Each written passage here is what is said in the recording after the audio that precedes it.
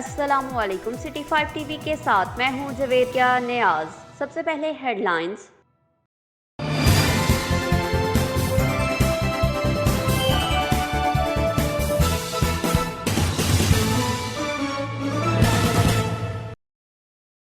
عجب کرپشن کی غضب کہانی، وزیر اعظم کے آبائی ضلع میں ڈی ایچ او آفس بنا کرپشن کا گھر، سینئر کلرک ریٹائرمنٹ کے بعد 8 ماہ تک تنخواہیں وصول کرتا رہا۔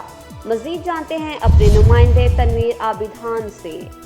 ڈسٹرکٹ ہیلتھ آفیسر آفس میاں والی میں تعینات سینئر کلرک لیاقت حجات 8 ماہ قبل 31 اگست 2019 کو ریٹائرڈ ہوا، لیکن ان کی تنخواہ جو کہ لگ بھگ 59,000 روپے ماہانہ سے بھی زیادہ تھی ان کے اکاؤنٹ میں جاتی رہی اور موصوف نے باقاعدگی سے نکلوا بھی لی، جس کی وجہ سے خزانہ سرکار کو 4,72,000 سے زائد کا نقصان ہوا۔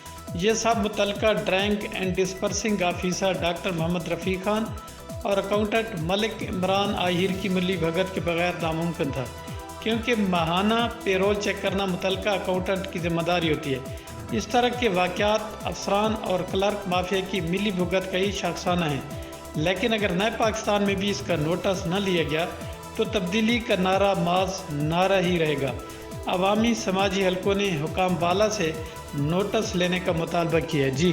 خبروں سے باخبر رہنے کے لیے ہمارا پیج ضرور لائک کریں۔ جویریہ نیاز کو دیجیے اجازت۔ اللہ نگہبان۔